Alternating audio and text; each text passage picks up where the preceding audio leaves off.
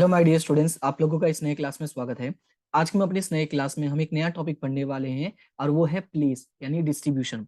अब क्वेश्चन ये है कि सर ये टॉपिक किस चीज का है। तो जैसा कि मैंने ऑलरेडी जो चैप्टर मैंने स्टार्ट किया था मार्केटिंग मैनेजमेंट, उसमें एक टॉपिक आता है मार्केटिंग मिक्स का। ध्यान से सुनना जो बैकग्राउंड बता रहा हूँ। मार्केटिंग मिक्स का एक टॉपिक आता है जिसमें हम लोग ये पढ़ते हैं कि देयर आर 4 पीज। क्या? देयर आर 4 पीज यानी कि 4 पीज होते हैं मार्केटिंग मिक्स में। नंबर 1 प्रोडक्ट होता है, नंबर 2 जो होता है आपका वो प्राइस होता है, नंबर 3 प्लेस होता है एंड नंबर 4 प्रमोशन होता है। ध्यान से सुनना, किसी भी अगर कंपनी को अपना काम करना होता है तो सबसे पहले उसको डिसाइड करना होता है कि उसका जो प्रोडक्ट है वो क्या होगा। उसके बाद प्रोडक्ट का एक प्राइस डिसाइड करता है जो हम लोगों ने लास्ट क्लास में किया था। अब प्राइस डिसाइड होगा तो उसको प्रोडक्ट को लेके कहाँ जाना है, कहाँ पे वो सेल करेगा, वो हो गया आपका प्लेस या डिस्ट्रीब्यूशन। और लास्ट में होता है प्रमोशन, क्योंकि सेल करने के लिए किसी जगह पे भी ले जाते हो तो कस्टमर्स को अट्रैक्ट करने के लिए कुछ ना कुछ नए नए टेक्निक्स यूज करने पड़ते हैं। That is known as a promotion, right. तो ये 4 पीस हमें पढ़ना होता है जिसमें से 2 पीस ऑलरेडी लास्ट क्लास में कंप्लीट हो गया था। तो जिसका लिंक आपको मैं डिस्क्रिप्शन में प्रोवाइड कर दिया, मैंने प्लेलिस्ट बना दिया है, आप उसमें जरूर देख लेना। कोई भी डाउट कोई भी प्रॉब्लम रहता है तो आप मेरे साथ शेयर कर सकते हैं, कमेंट में बोल सकते हैं। इवन मैंने जो अपना ऐप बनाया है आप उसमें भी शेयर कर सकते हैं। उसमें मैंने पेपर्स भी थोड़े ऐड कर दिए हैं, आप उसको भी देख लेना। ठीक है। और मैं ये जैसे जैसे कंप्लीट होगी क्लास में इसके नोट्स भी वहां पे शेयर करते जाऊंगा। यानी इन शॉर्ट आप मेरे साथ कनेक्ट होने के आपके पास बहुत सारे रास्ते हैं। आप जहां कंफर्टेबल हो वहां से कनेक्ट हो सकते हैं। ठीक है। तो स्टार्ट करते हैं। टॉपिक का नाम है प्लेस यानी कि डिस्ट्रीब्यूशन। देखो, होता क्या है कि बेसिकली जब हमने प्रोडक्ट को बना लिया, उसका प्राइस डिसाइड कर लिया है, अब हमारा अगला टारगेट होता है प्रोडक्ट को कस्टमर्स तक पहुंचाना।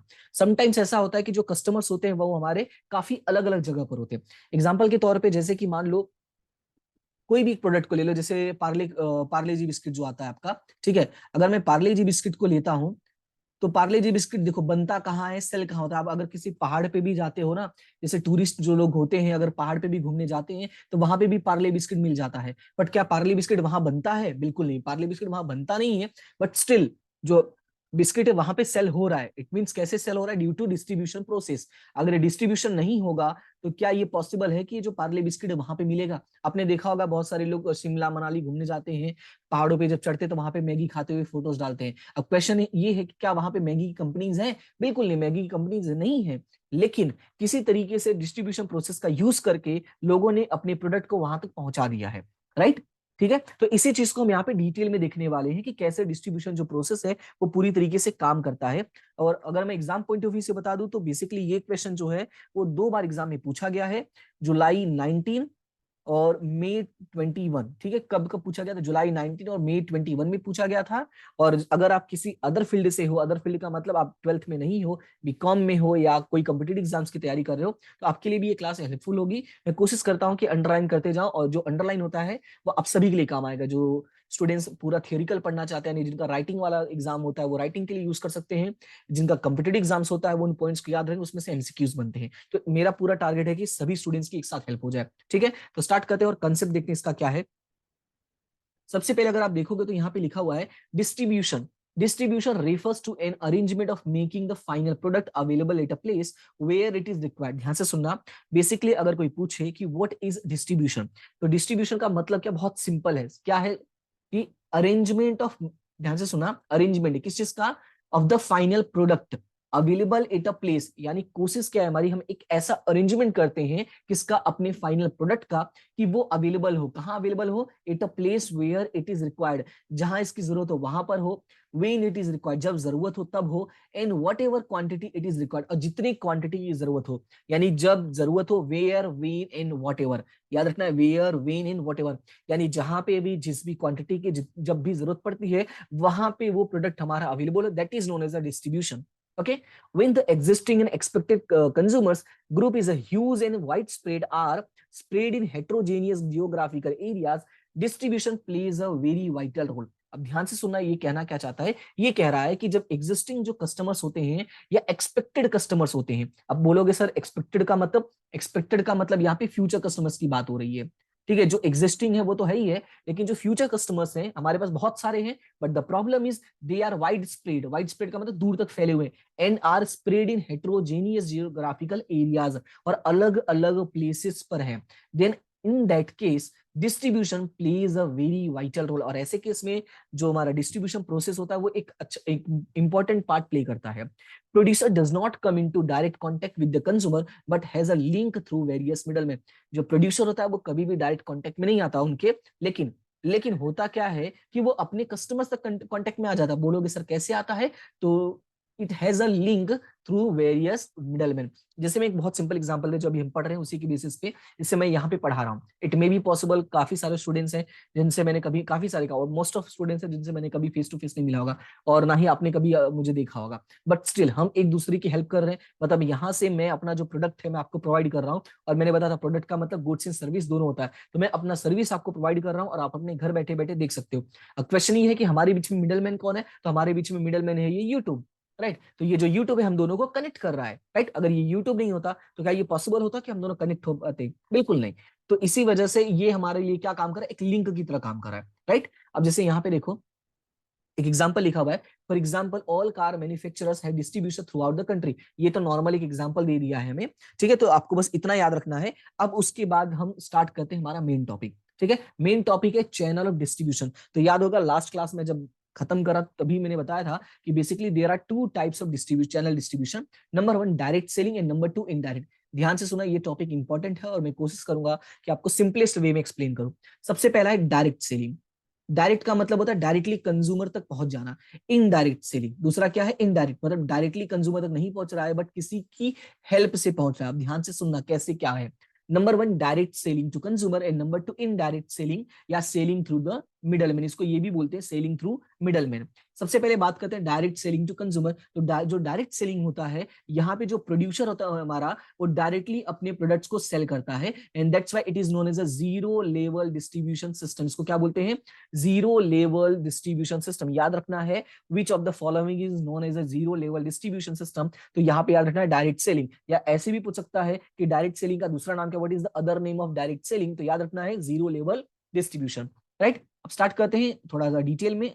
Direct sales, in this the producer himself supplies product to the consumer। Basically ये खुद सप्लाई करता है, दैट्स व्हाई यहाँ पे इसको क्या बोला है? जीरो लेवल बोला है ना। जब खुद ही सप्लाई कर रहा है, बीच में कोई है ही नहीं, दैट्स व्हाई इसको बोल दिया है जीरो लेवल।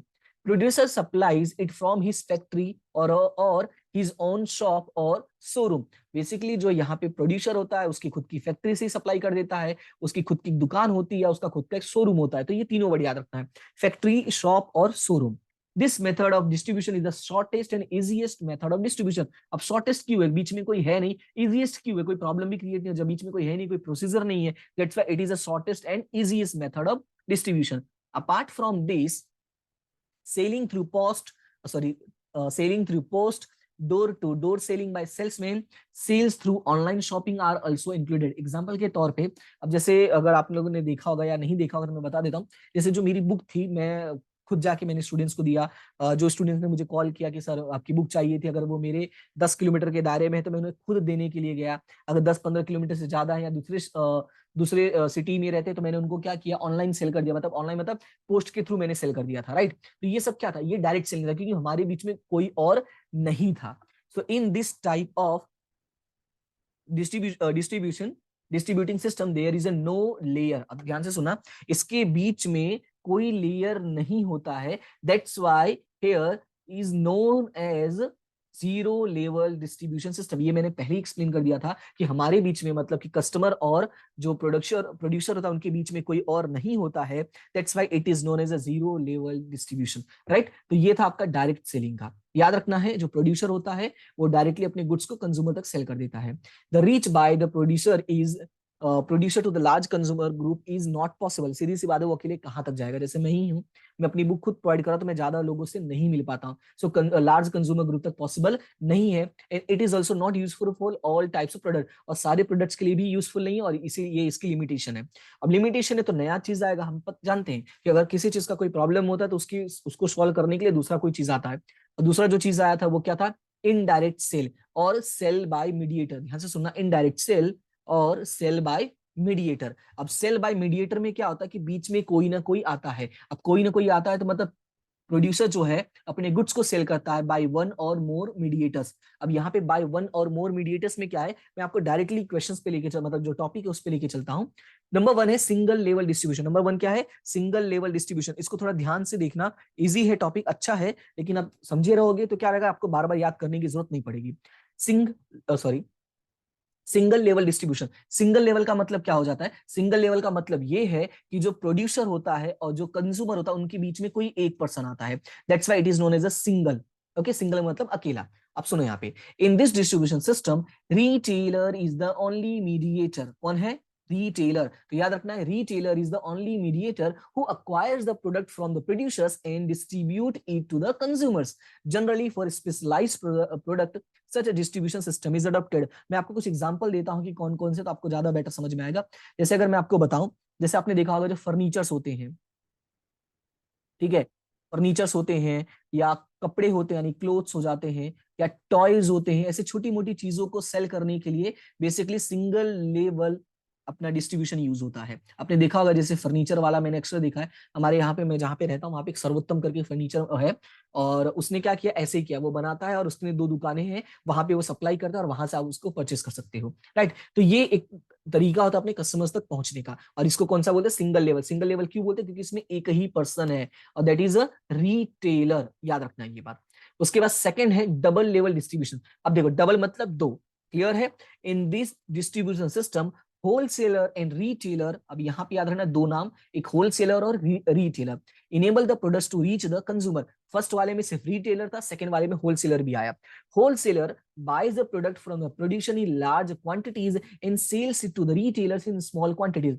बेसिकली होता क्या है कि जो प्रोड्यूसर होता है वो लार्ज क्वांटिटी में परचेस करेगा और सेल कर देगा बाद में किसको, स्मॉल क्वांटिटीज में रिटेलर्स को। देन रिटेलर्स क्या करता है, sells it to the consumer. तो याद रखना है, सबसे पहले मैं चार्ट दिखा देता हूं, आपको इजी समझ में आ जाएगा।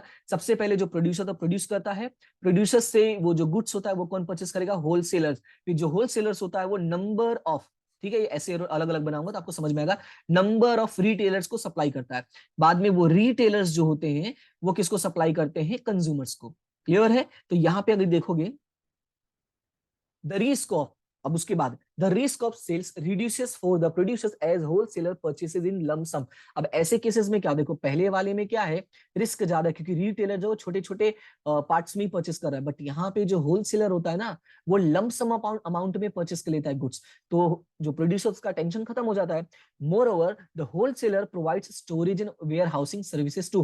अब जब होलसेलर ने सारा गुड्स परचेस कर लिया है तो उसको स्टोर करने का टेंशन भी खत्म हो गया, किसका, प्रोड्यूसर का। Sometimes producers frames the retailing network for each wholesaler so that the products can reach to the final consumer। Sometimes क्या होता है, वो खुद अरेंजमेंट कर देता है रिटेलर्स का। अब खुद नहीं जा सकता, लेकिन उसने क्या किया, अरेंजमेंट कर दिया कि भाई होलसेलर तुम इनको इनको सेल कर सकते हो, राइट। एग्जांपल के तौर पे daily use products like soap, toothpaste, battery, shaving cream, यानी जो छोटी छोटी चीजें हैं उनके लिए ये सिस्टम यूज होता है। तो एग्जांपल्स याद रखना, soap, toothpaste, battery and shaving cream, right. अब बात करते हैं नेक्स्ट टॉपिक की। तो नेक्स्ट है 3 लेवल डिस्ट्रीब्यूशन। देखो, सिंगल वाले में 1 था, डबल वाले में 2 था, ट्रिपल वाले में 3 होंगे। अब क्वेश्चन है कि ट्रिपल वाले में 3 कौन है। मैं याद करने का सिंपल तरीका, जो हमारा फर्स्ट लेवल था, सिंगल लेवल था, उसमें रिटेलर आया, डबल वाले में होलसेलर और रिटेलर, रिटेलर तो था ही, थर्ड वाले में होलसेलर और रिटेलर तो रहेगा ही, एक एक्स्ट्रा ऐड होगा। अब एक्स्ट्रा कौन होगा, तो वो होगा एजेंट या एक्स्ट्रा मिडलमैन। क्लियर है इतना, इसको रीड करते हैं तो ज्यादा बेटर समझ में आएगा।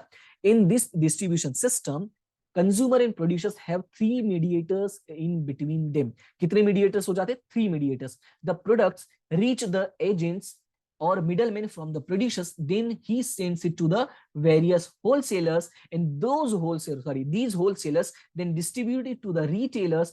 So the producers are only in direct contact with the agents or middlemen। जैसा मैंने बोला, यहाँ पे देखो चार्ट मैंने बनाया है, मैंने क्या क्लियरली बोला कि जो प्रोड्यूसर होता है वो किसी एक एजेंट को कांटेक्ट करेगा, फिर ये एजेंट जाके होलसेलर्स को कांटेक्ट करता है, फिर जो होलसेलर होता है वो नंबर ऑफ रिटेलर्स को कांटेक्ट करेगा, फिर नंबर ऑफ रिटेलर्स जो होते हैं वो क्या करते हैं, कंज्यूमर्स को कांटेक्ट करते हैं। ये इस तरीके से काम करता है, राइट। तो अभी यहाँ पे देखो क्या लिखा है, सबसे पहले एजेंट को कांटेक्ट करेगा कौन, प्रोड्यूसर।